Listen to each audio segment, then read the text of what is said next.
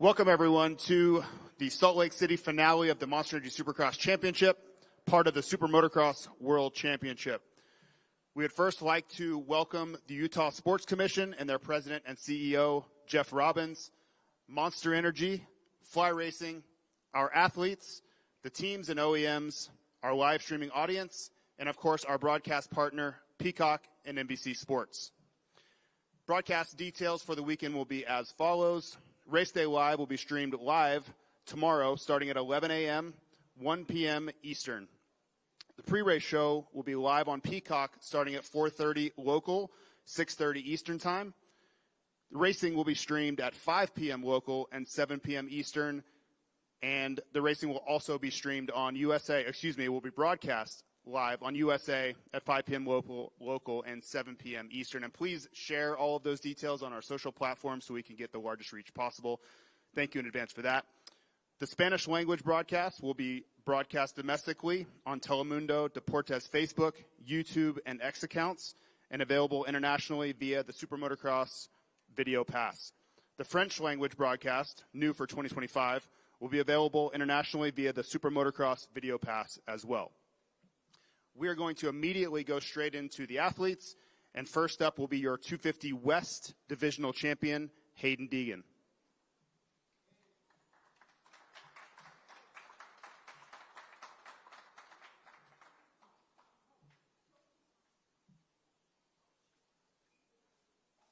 It's okay, you can be on your phone. We won't yell at you. Yeah, wherever you want. So Hayden, first, congratulations on your 250 West Divisional Championship. Can you tell us a little bit about your mindset coming in here? The pressure is off, but of course you're such a competitor. We know you still want to win. So is there any thinking about pro motocross yet, or are you locked into this weekend? I know, it's pretty nice having the championship wrapped up around early. It's literally like I have no stress at all. And yeah, I'm just going to have some fun. And obviously I want to win because it's still 50 G's to win. So yeah, my goal is to go win and do whatever it takes. So we'll open up to the media. We'll start with Michael Lindsay. Hello. Hayden. Fourth professional championship, 2 SMXs, a pro motocross, and now a divisional supercross title. In terms of record books, divisional supercross titles are looked down upon as maybe the lesser item, but you're the kid that we saw riding a supercross track in his yard since he was on 65s. I heard you last week and being like, finally, I know it's taken maybe a little more time. For you personally as a rider, though, where does that title rank in? Yeah, I'm pretty stoked to finally get a Supercross one. I feel like I wanted to take off all 3 on a 250. And I feel like the SMX one is a big deal since it's like you have 3 rounds, so it's pretty much top dog in that one. But the OG SX and MX is kind of like where I feel still is like the legendary titles to have. So I had to get those, and that's why it was such a relief finally getting the SX one, especially last year. I broke my wrist right before the first round, and then I got second in points. I think I lost by like 4 points. So it's been a chip on the shoulder, and yeah, we finally got it off. Follow-up for you. The SMX ones, like you said, are very short, very intense. Pro motocross is a grind. What different lessons have you learned in a Supercross championship? What have you learned from this title that you didn't, learn in the other prior ones? Yeah, I think the biggest thing is how consistent you can be. I've been on the podium the last 8 rounds, and that was the main thing, is just every weekend be on the podium, and I figured I could win the championship that way in Supercross, and made it work. Hey, are you guys asking a question? Scott Yarjamoto now. Hayden, what was the relationship like with Cole this week? Yeah, we're still friends. Cole knows that this is not a teammate sport when you line up on that starting line. It's a 1v1, literally. A 1v21, pretty much everyone out there. But a teammate is someone you train with at the track. A teammate isn't someone that you race with. He's out there. He wants to win. He's not my friend either when he's out there, and he's trying to take the wins from me as well. So teammates, when you're out on the track, it's off. It's time to race, and teammates are meant for the practice track or at home training. Dan Beaver, NBC Sports. Obviously, if you're up for the win, you're going for the win. But knowing that the other 3 guys have a championship to wrap up on the other division, do you race them any differently this week? Nah, I'm gonna race them exactly the same, and I'm not gonna be nice or anything to them. I don't really care what they're in, and I want to win. So, like I said, I mean, this weekend or last weekend, I kind of ran it in there on Cole a couple times, let him know I was there. And if you don't get out of the way, then I'm going to do what I do. And I'll do the same thing this weekend, too, if I have to. And it's, I mean, if you're in a championship hunt, that's cool. But I also want to win. Just to follow to that, last year you were the winner of this race, and I think it got overshadowed because there was so much championship talk around this weekend.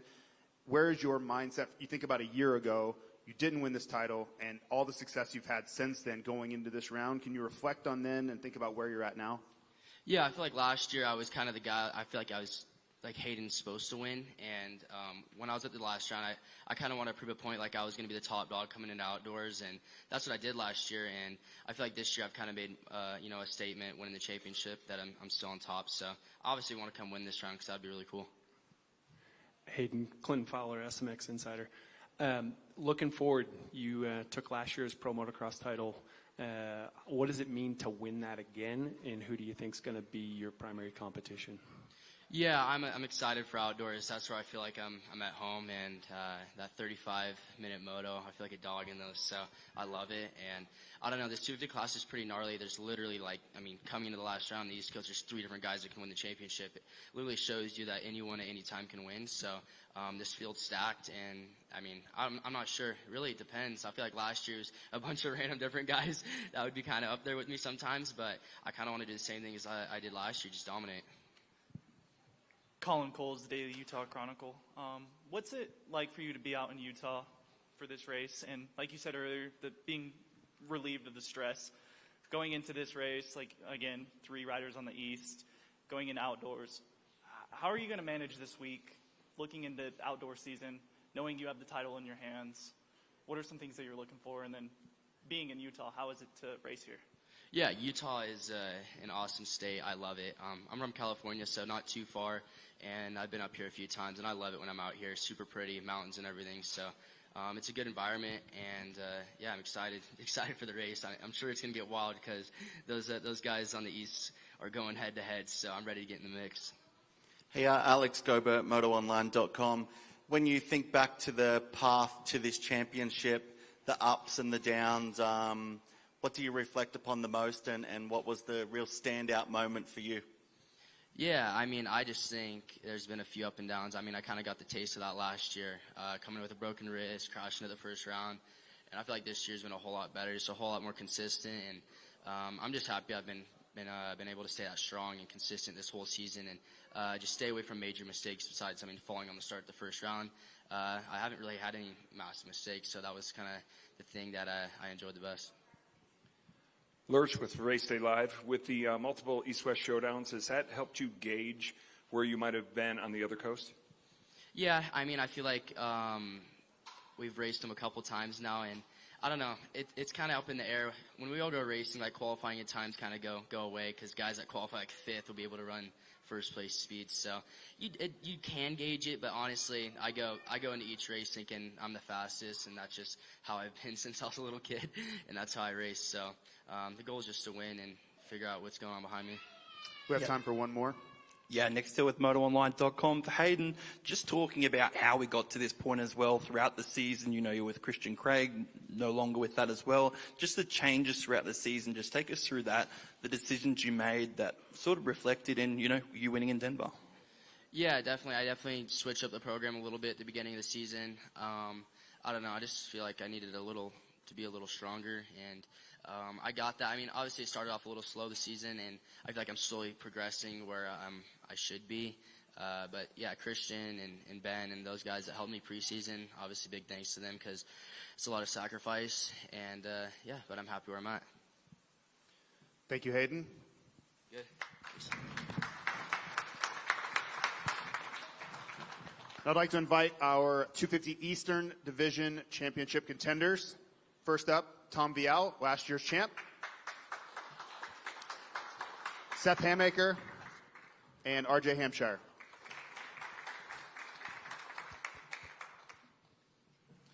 Thank you, guys. We'll start with Tom. You won this championship a year ago. Much different circumstances. You had, I believe, a 15-point lead coming in. This is going to be a dogfight tomorrow night. Can you think about where you were going into Pittsburgh, it seemed like your back was up against the wall a little bit. And how do you feel now, much closer to winning your second championship? Yeah, to be honest, I'm pretty happy to be there. Last 2 weeks ago, the win was really important for me. I had to do it to be right there, and yeah, like you said, a lot different than last year. I had a nice 15 points gap, and now I mean the goal is, I think, pretty easy. I have to beat those two guys to be able to win the championship. So that's only one thing in my mind, and I'm gonna do everything I can tomorrow to do that. Thank you. We'll open it up to the media. Michael Lindsay from VileMX for RJ Hampshire. RJ, I believe tomorrow night will mark your final 250 professional career race. How's it feel at this point? I mean, you've been in the class a long time. You've accomplished a lot. Is it a feeling of ready to move on, or are you going to really miss it at this point? I mean, it's easy to say you're ready to move on. I've been around a while, but luckily I won't be 30 races to race in a 450 class or 250. So, yeah, I mean, I'm just looking forward to this next chapter, but, really focused on tomorrow. A lot's gone into this. It's been a, grind of a year. So, yeah, all comes down to tomorrow night, and, just thankful to be in this position. Last follow-up for you. You said it's been a grind. You guys have all faced unique challenges this season, but we know particularly you, even coming into the season, had quite a few challenges against you. Coming into the Pro Motocross Championship, can you confirm if you will be at the first round with some of the injuries you've faced? Yeah, I plan to race all 11 rounds and SMX rounds.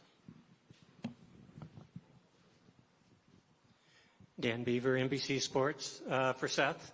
There are a lot of moving parts this weekend. It's not simply winner take all because of the West guys in there. Where's the nerve level sitting next to the two guys that have already won a championship? Yeah, I mean, I'm up against both of the defending champs from last year, so feels like an honor to be racing them, and I'm ready to go out there and just put my best foot forward each and every time on the track. First time being in this position in a championship fight, so it's what we work hard for. Grateful to be in this position, and yeah, I mean, we got East-West showdown, so we have guys from the West, and obviously us three going for this championship, so gonna have to kind of outweigh the situation, kind of how the start plays out tomorrow night, and see where we're at. But it's not over till it's over. Just got to remember that and fight all the way till the end. And just if I do what I've been doing, I feel like I have a good shot at this. Justin Schuler, Athlon Sports. For all three of you, really, this is probably one of the tightest championships I've seen in a while. But with the West coming in, you kind of touched on it a little bit there, but what is your guys' mentality going in? Because you guys have fought against each other all season long, and now with that kind of curveball coming in with the other division, is this approach a little bit different, or do you have to plan slightly different, or do you just try to fight each other through the race? I was tied last year coming into here, so there was nothing more stressful than that. I mean, I slept great this week, had a good week. Yeah, all my nerves, I think, kind of were settled last year, so. Like they've all said, it all comes down to, one main event, 15 plus, one. Put yourself in the best position possible. I'm ready to go. Alex Gobert, MotoOnline.com. Oh, sorry, was there more? Yeah, Alex Gobert, MotoOnline.com. For Tom, you seem to be peaking right at the right point of the season. So tell us about that, and do you feel that?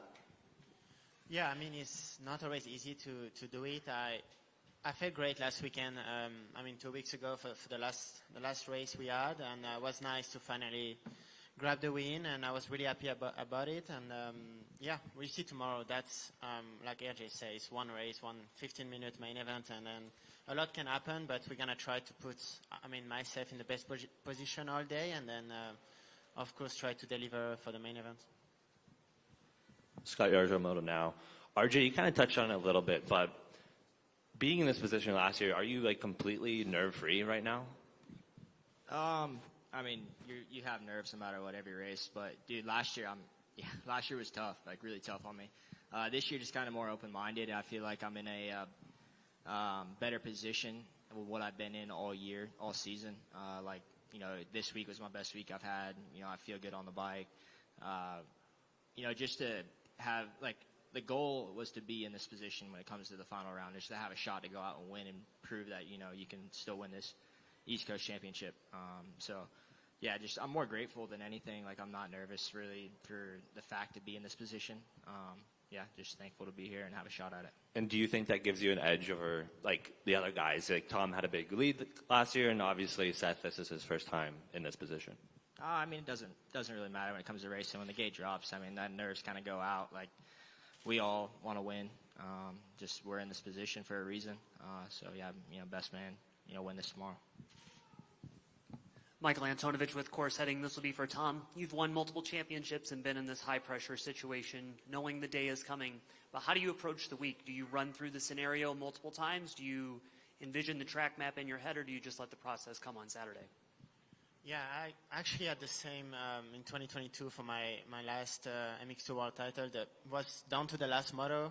I had to win the last moto, and I could deliver, so it was nice. It's not always easy. I think every year, every championship is different.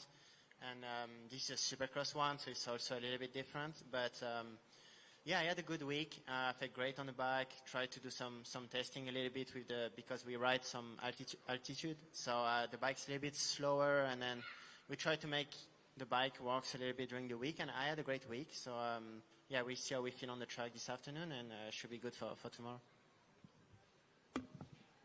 Question for Seth. Clinton Fowler, SMX Insider.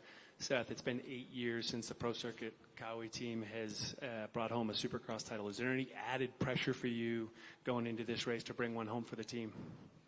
Yeah, I mean, that'd be just super awesome to get that done. It's been a long time. So, yeah, obviously that stuff runs through your head. And I just, you know, instead of using that as added pressure, just kind of use it as more motivation and, you know, more fuel to the fire to go get this win tomorrow night. But yeah, I really want to do it for Mitch and the team, and everybody works so hard, and for myself, obviously. But yeah, that would be a dream come true for sure. And tomorrow night, hopefully, we can slap one on the door. Tom, I have a question for you. Colin Coles with the Daily Utah Chronicle. What are some emotions that you're feeling right now? I know you've been through this situation before. You've won this event in the past, but what are some emotions? You're sitting next to the two guys that could take that from you, but you have that 1 point and that 3-point lead above the two of them. What are your emotions right now? I'm happy to be here. So once I moved to the US, my goal was to win one day the Supercross title, and I could do it for my second year last year. So that was already a dream come true. And to be here the last run for the following year with the red plate is pretty amazing. That was my goal when I moved from Europe to the US, to be able to win a Supercross title. That was really why I came here. And that's 2 years in a row that we are fighting for it again. So I'm really happy to be here. It's going to be a tough race tomorrow for all three of us, but I'm happy to be here, and I'm going to give everything I can to achieve a second one. Thank you. Final one for Seth Hamaker. Seth, your two opposition up there, they have both been at this a long time. They have, as they said, they've both been in a very pressure cooker situation. This is your first time in it. Where you were preseason with injuries in the past and other things, I know every rider has a lot of belief in themselves and they want to race for a championship. So coming into this race, do you feel the same pressure that they probably have? You feel like they talk about feeling in their prior runs? Or is there anything you can fall back on them like, hey, maybe I didn't expect to be here this year. I'm just reveling in the opportunity. You know, how do you balance out the emotions? How do you personally think right now? Yeah, at the beginning of the season, you know, making the move to Florida and, you know, changing a lot in my program, there was, you know, the plan was just to kind of get through the season healthy and just build on each round. And here we are at the final race, you know, have a shot at the championship, which, you know, you always expect to be in this position, or like you want to be in this position, but you don't know when the time will come. But here we are now, and, you know, this is the position. And I feel like, you know, these guys have been in some, you know, championship battles, and each of them have, you know, the record to show for that. But, you know, for me, being my first time, I'm just going to go out there and, you know, try to win the race really, and just not try and overthink anything. Because, you know, if I thought I'd be in this position at the beginning of the season, I don't know if I would have thought I would be. So it's just cool to be in this position. We work hard for it, and maybe not as much pressure, but I put a lot of pressure on myself to get this done. And you know, one race to do it. We came this far, so going to give it everything I have. Sorry, one little follow-up. Any words of wisdom from Mitch this week or a funny comment? Nope. Just, he believes in me, and the whole team does, everyone around me. So just with that, I feel confident and with everything in the program. So I'm just excited to go out there and see what I can do. Thank you, gentlemen. Congratulations on a great season, and good luck tomorrow evening.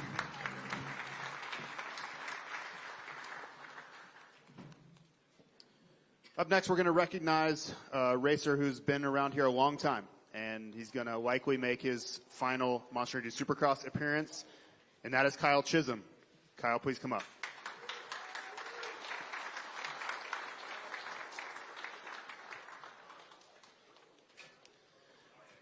Wherever you want.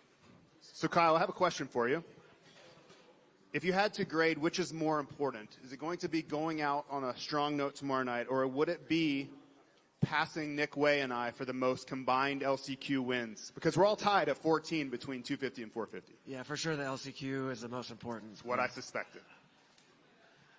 I gotta take you down. Seriously, though, you think about, a couple of decades of racing, this championship, and it's hard to really combine all that into one thought. But when you're going through those final laps, and we've seen Phil Nicoletti attempt to retire a couple of times, Adam Cincerello here a year ago. What do you think your emotions are going to be like when this is all concluded?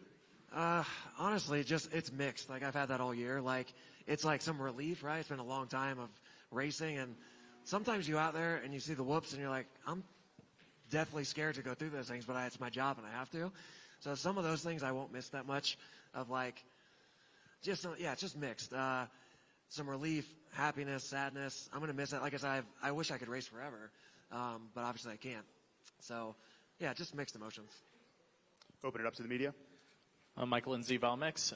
Kyle, our sport is super unique in the fact compared to maybe like a stick and ball sport where your career can be ended when somebody, they choose not to re-sign you, put you on a team. Racing, you could literally do what Phil does and just keep finding a different country to race in or go buy your own bike and race next year. And I've asked a few riders this, the fear of missing out is unique. Our sport, because you have so much power to basically go back out and line up. Somebody like Adam last year has cold hard quit, while Phil and our guys have come back in this position now. How certain are you of your decision? And if you are certain, can you tell me what this year has maybe made it a little bit easier for you? I don't trust myself to just quit completely, right? And my wife laughing because she knows me. That's why I've said this is my last full season, doing all 17 and all full year. I love racing. Like I said, I wish I could do this forever. If I could, I would, but obviously my body's not going to let me do that. So, honestly, I foresee myself still doing some races, in the future. I'm still doing playoffs this year. That's the plan. Maybe do a couple outdoors before that. And then, even like what Dean Wilson's done this year, I love racing, right? So I'd still love to go do some races around the world, right? And, but nothing's done, nothing's set in stone. I don't really have any plan 100%. I don't see myself just cold turkey, never racing again like what AC's done. But we'll see what happens.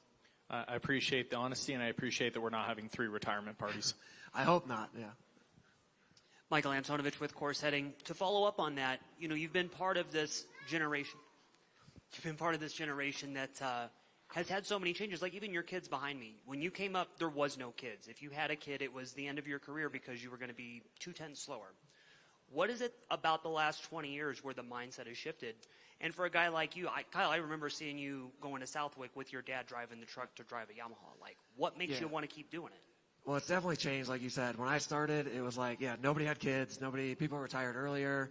I was like, man, I hope I could race until I'm like almost 30, right? This is back when I was, 18 years old. Even I'm back to the time like my dad was like, you can't have a girlfriend. No girlfriends around, around. No girlfriends, definitely no kids.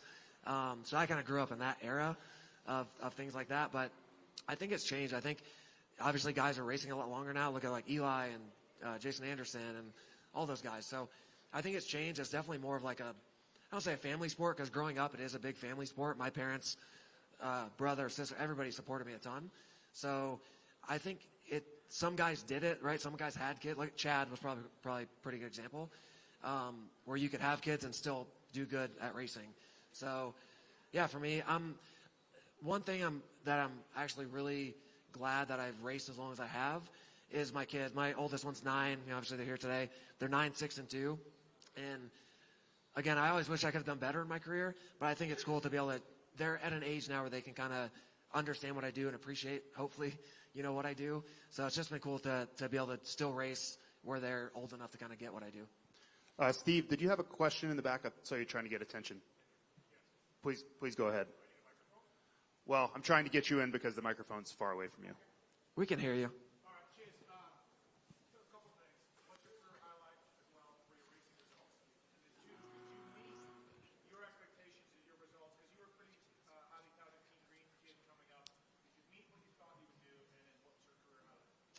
Yeah, honestly, results-wise, no. I wish I did better. Like I said, I always wish I had done better. Growing up as an amateur, I, won not the most by any means, but a lot of championships, whatever. And a million people could say the same thing, but a lot of injuries at bad times, right? Like bad timing in my pro career. But it's part of it, right? That's just what we deal with.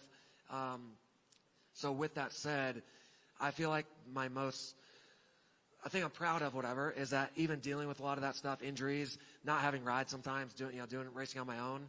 I'd say that's what I'm most like. What I'll look back and be most happy or proud of is just never, not giving up when it would have been easy to just kind of throw in the towel and be like, oh, I'm done. I'll do something else. So, like I said, I love the sport. I'm a fan of the sport. I love what I get to do. So I think that's always what kind of kept me going. And all those times when there's bad injury at a bad time, whatever. I just, like I said, my love for what I get to do kind of overcame the how it would have been easier just to quit. As far as highlight goes, I guess in the U.S., getting a career number, getting a career, things that you wouldn't think maybe, because I don't have the championships and the race wins, right? But getting a career number back in 2010, I think it was, I had a great year, came off a big injury, and it was a good year for me. And then the other thing was just being in opening ceremonies. Back then, too, not like the last few years I've kind of, I want to say, lucked into opening ceremonies. Some guys injured, so they got to, get more guys out there. But back in like 2010, 11, 12 time, being in opening ceremonies, I remember as a kid going to Atlanta Supercross because we never had Florida Supercrosses besides Daytona. And like hearing, Jeremy McGrath and all those guys getting their name called out was like, dude, that would be so cool one day. So that, as dumb as it sounds, being in opening ceremonies, being like at that point in your career, was a pretty big milestone for me. With the amount of years that you've had on a bike, I'm sure you've made some decisions that were good, some that were bad. Yeah. If you could give the cliff notes to these amateurs, the SMX next kids coming up, what would be some of the key things that you would tell them? We'll be here all day, but definitely a lot of, I don't say regrets, but like you learn lessons, right? And I think the reason you don't regret them, at least for me, is as long as you learn something from the mistakes, right? Because nobody's going to be perfect. But man, like I said a minute ago, you see so many kids coming up with so much potential, and within a few years, you're like, oh, whatever happened to that guy? Like he quit, maybe he didn't get a ride, so he quit and just went and got a normal job. For me, my love of my drive and wanting to do good and loving what I did is what kind of kept me going. So I'd say the kids coming up, man, just if things aren't going your way, a lot of kids have injuries and they lose their ride and then, they disappear. Man, if you want it bad enough, you're going to find a way to do it. So that's kind of what I had to do quite a few times. So I think, just don't give up. If you believe in yourself and you want to do it, you got to make it happen. And if you thought about retiring before, did you talk yourself out of it or did somebody else? There's a lot of times in my career when I'm like, I'm done. I don't want to do it anymore. Most of the time it was when there's injuries and you're like, I just don't want to even.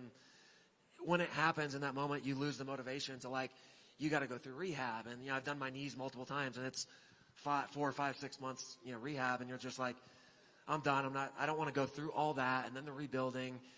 But again, you sit there and you're watching races. I'm a fan. You're like, oh, I got to get back out there. I want to be back out there. And that's why I don't trust myself to just never race professionally again. It's my last full season. And I know I'm going to be watching outdoors here in a few weeks as a fan at home and be like, oh, I want to get back out there. So we'll see what happens there, but yeah. Do one more with Alex. When you are Alex Gobert, motoronline.com, you are recognized for your development type role as well, and obviously with the Twisted Tea Suzuki team. What's your thoughts on, in the future, potentially there being reserve rider type roles in the sport, developments, maybe fill in riders and be ready to go if injuries strike or that kind of thing? Yeah, I mean, I think JGR kind of did that with Phil back, a few years ago. I think it's a good thing. Obviously, our sport, unfortunately, we do a lot of races and we don't have a lot of time off. And sometimes those injuries just compound for some guys, and you see a lot of guys, like right now, a lot of guys out. I think it depends on team. It's probably a unique situation, though. Do the teams need another rider out there, sponsor obligations and stuff? But for me, I enjoy testing, developing bikes. I feel like I'm sensitive to, feeling on the bike, so I think that's what kind of makes me good at, whatever you're going to call it, at doing that. So I think it's good. Again, depending on the team, if they would need something like that. But yeah, I think it's something that could be useful. Thank you very much, Kyle. Congratulations on a great career.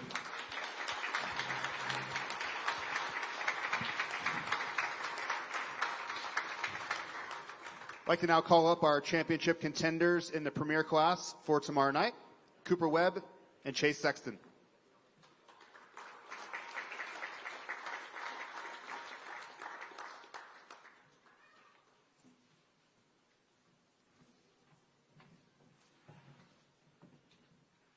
First question for Cooper. Cooper, you come in with points lead, but probably not as big as you would like. Can you talk about strategy and how you're going to approach the main event, knowing that you don't necessarily have to win the race, but you can't fall off the back end too far either? Yeah, I mean, it's been a tight battle all season, so it's super cool to get here. It's fun to be in the hunt like this. It's fun to be close. But yeah, I think for me, it's easy to look at the what ifs and, sit back and do that. But I'd like to race like I normally race. That's what's been working for me. And I love racing here in Salt Lake. I've had a lot of success. So I'm gonna go for the win if it's there. Obviously, if it's not, you kind of adjust your race strategy. But I think for me, as long as I keep the normal mindset of going out there to try to win on Saturday, that's usually the best place to be. Michael? Cooper Webb, I've been thinking about this a lot the last couple of weeks, your championship position. I find this so cool. You have 2 titles right now. That's what Chad Reed and James Stewart had by the time their premier career was wrapped up. Both their titles as well had a gap between them, and neither of them were able to accomplish a 3rd premier championship, and they ended up racing basically a younger generation afterwards. You're now in that position. You're the favorite for it. I find that just from a fan standpoint, industry standpoint, like naturally I look at the potential 3rd titles potentially being maybe the greatest you've had so far because of that, because it puts you on a pedestal that some of the best that we respect in the sport weren't able to do. I know it isn't done yet. The motions will hit if it happens tomorrow night, but in saying that, do you agree that the 3rd one possibly could be the biggest one so far? Yeah, it's awesome to think that, right, and to be 29 years old. I still feel great, like we always say, but it is, I've been pro for a long time. So to race the different guys, I mean, I remember when Chase came in as a rookie in 21, and that feels like forever ago, right? So I think it's really cool.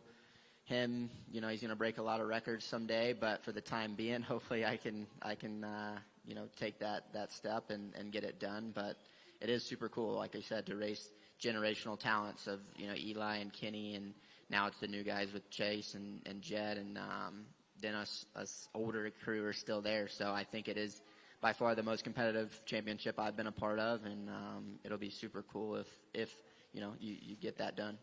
Short follow-up for you. In this championship, what do you believe is a lesson that you've learned now that you have in any other point in your career? What have you had to improve on the most to be in this position? I think just you get better. As cliche as that sounds, that's like for me what you're constantly looking to do, whether it's speed, fitness, technique, starts, and I think that's just something this year that over time, you get better every year. And I think for me, I was good last year, but I've been able to also improve from even last year and clean up on a few of those different things. And it's just really cool to see. I never pictured myself racing this late into my career and at 29, and honestly, I never knew if I'd get another opportunity to be a champion again or put myself in that position. So I personally believe that, but it's not always the case, right, with the talent that we have and how gnarly this sport is. So I think for me, it's just something that I get to wake up and try to be better every day, and that's what I feel like I've done this year is been the best version of myself. Alex Gobert, motoronline.com. For Chase, you come into this weekend with a minor deficit, but obviously an important one. When you look back on this season and compared to past years in your career, how would you rate it and summarize the past 16 rounds? Yeah, for me, it's been a good year for me. I think compared to last year, I've grown a lot.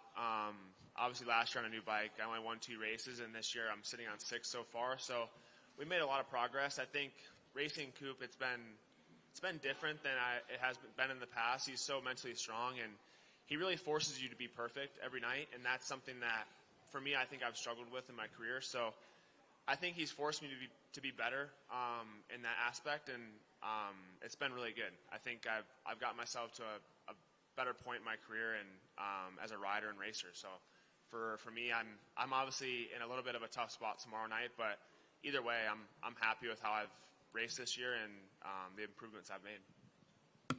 John Leone from the Daily Utah Chronicle. Cooper, you mentioned your previous success here in Salt Lake City.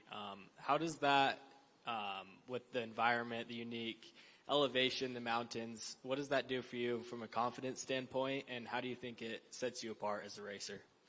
Yeah, like you said, I'm stoked to be here. It's one that, like I said, I was one of the guys that got to race here in the 2020 stunt. We were here for those 7 races, and every year we've raced here, I've always enjoyed racing here and loved Salt Lake, the town. It's a super awesome place. I have family here and friends, so when you come to certain stadiums that you just vibe with, and this is definitely one of them that I've had a lot of success and enjoy racing at. So yeah, weather looks great, and I think it's going to be a super fun weekend.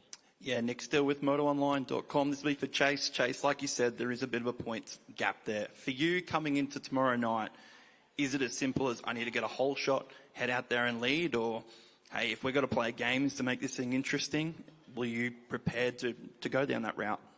I mean, it just depends on what happens when you after the start, because you never can really plan a race out perfect. It's kind of have to wing it, and for me, obviously, I just want to go out there and try and win the race. That's my goal. So, yeah, as of right now, just do my thing and see where the cards fall. But it's racing. Anything can happen. But like I said, I'm going to need help tomorrow night to win. So, we'll see what happens. Scott Yarjo, Moto Now. Chase, I think we were pretty close, one win away in Pittsburgh specifically from being a totally different scenario with you being 3 down. Do you reflect on that and have any regrets earlier in the season with mistakes or crashes when you think about the points deficit right now?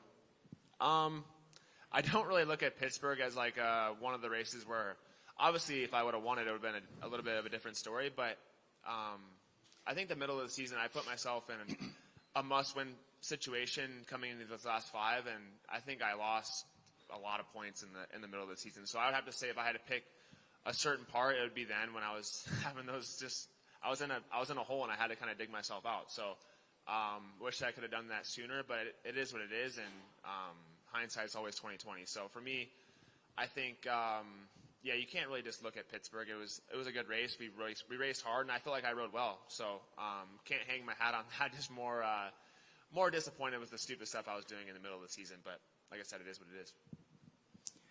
Dan Beaver, NBC Sports, sticking with Chase. Can you contrast the 2 championship battles, chasing Eli, chasing Cooper? But things changed so dramatically in the first championship. This time it's been much more of a grind. Does that factor into how you ride? Does that factor into any of the decisions that you make? I think this one, I mean, they're all so different. Even outdoors with Eli, outdoors last year, Supercross in 23. They've all been unique, and I think, like I said, this one is different because I think Coop puts you in a position where you have to be perfect, and he's not going to make a mistake. He's going to sit there, and if the win's not there, he's going to get second. If the win's there, he's going to win. So it's kind of a situation where I've had to put myself in a spot to win races, and there was no gimmies. So I think that's cool, and that's what you want as a racer. You want to have a straight up competitor and not have somebody that's going to roll over. So I like that, and I think, like I said, it's made me a lot better this year.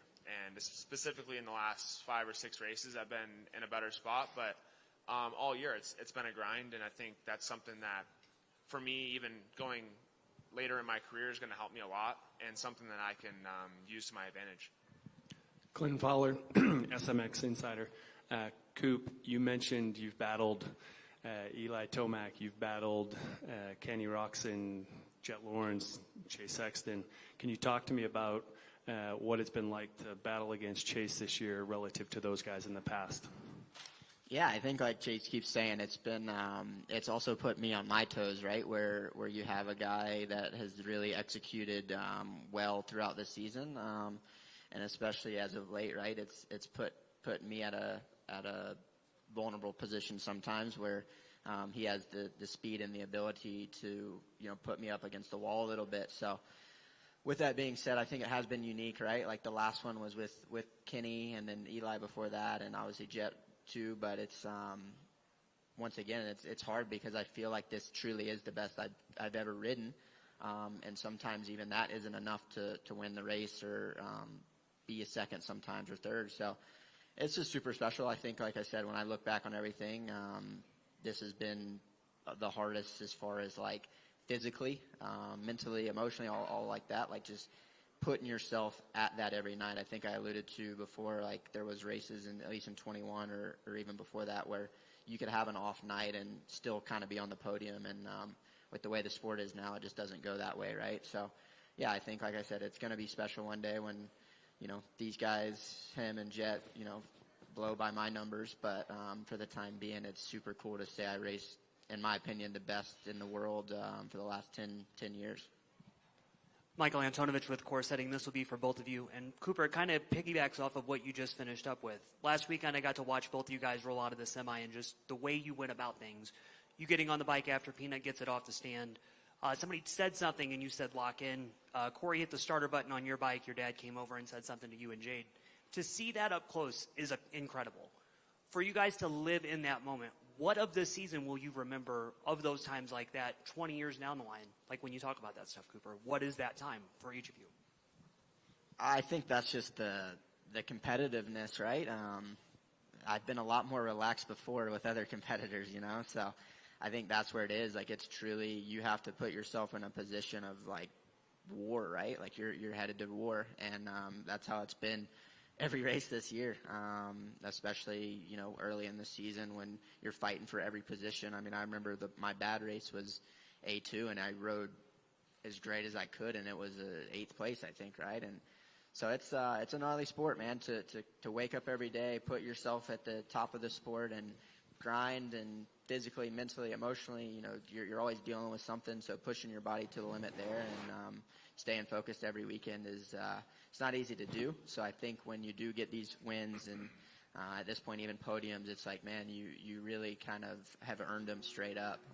So yeah, I think that's what I cherish the most, right? Is it's not easy, right? If it was easy, there'd be 200 champions in the world.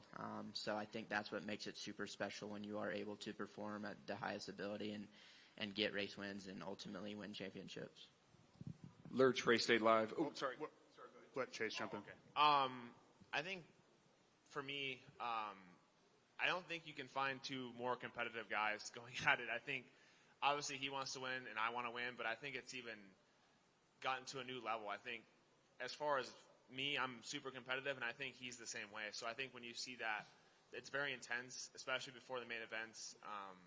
Everything's got to go right and in your way, and you just kind of go out there and put your best foot forward. But you got to be locked in to do that. So I think when you see that intensity, it's just two guys that want to win more than anything. Cooper, with your second championship at Chase your first, it sort of seems like that would be the blueprint of what it takes to be a champion. Here in 2025, how have you had to change as a racer to put yourself in this position here? Yeah, I look back at those when that was a cakewalk, right? Meaning not a cakewalk, but, it was a much different time and a lot less riders in the mix. And, I came here with, I think, 23 points or something like that. So you had a big buffer there. So I think as a racer, you just, once again, it's getting better, right? You have to mentally be better, physically, emotionally. The bikes are getting better. You got to start better. It's evolving. So I think for me, just being a better all-around rider is what I've worked on, and it's simple as that.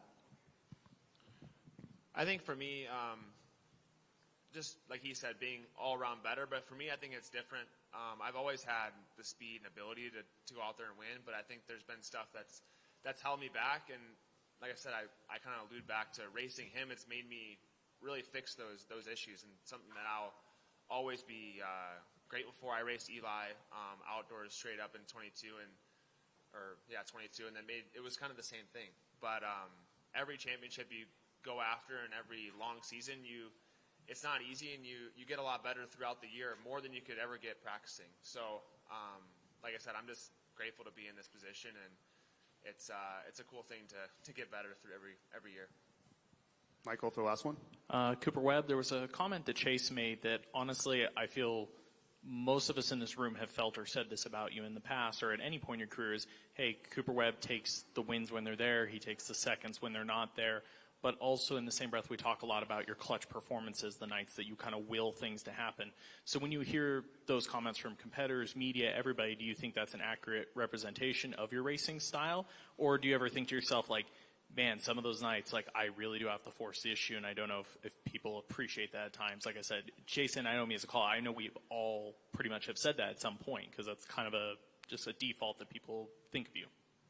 Yeah, I think it's a unique position, right? Like you said, I'm not no flashy or always going to be the fastest guy, but I think it's always a compliment hearing, good things like that, but it's the same way, right? Like, we all have our strong points, and I do think that's one of mine, is to be able to handle pressure and perform, when the time is needed to perform, and step up when you need to step up. So that's something that, I feel is an accurate assessment that I have for the majority of my career been able to do, and it's a cool feeling, right?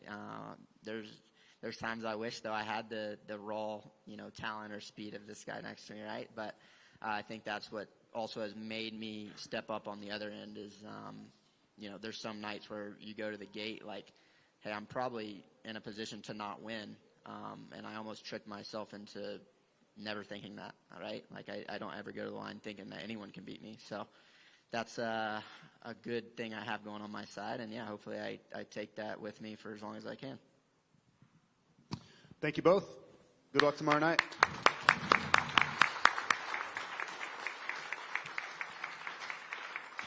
I'd like to bring up the representatives from the Ryan Dungey Foundation. It'd be Lauren Kennedy, Ryan Dungey, and Matthew O'Shea.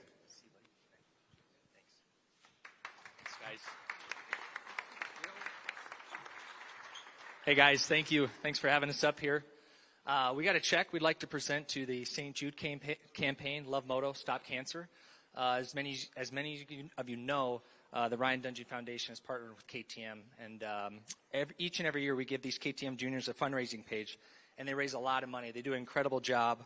I'm really proud of them for not just being good on the track, but off the track as well, and giving to these causes. But they got a big check they'd like to present. I'm going to let them flip it over and present it. One of you guys want to say the numbers? No? All right, go ahead. It's $12,247. Yeah. And good job. And to date, I should say, these guys have raised, all the KTM juniors have given a total of $69,000 to St. Jude. So pretty incredible. Really proud of them, and really setting using their platform and resources for the good as they grow. So thank you. Thank you. Appreciate it. Thank you, guys. Appreciate it. You guys are awesome. Great job, Ryan. Great job to the foundation.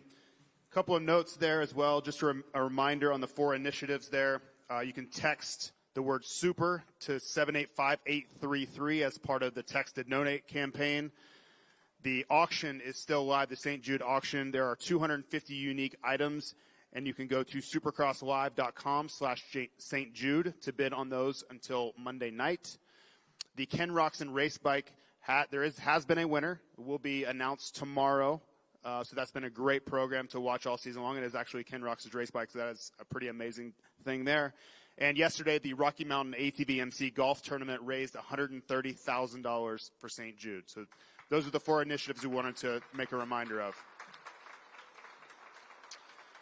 The last note, all of the riders that did not speak today will be on the track to speak to the media, as well as the top 10 East, the top 10 West, and the top 20 in the 450 class So they will be there from, I believe, 1 to 1:20, and then riding will commence at 1:30. So thank you, everybody, for being here, and enjoy tomorrow night.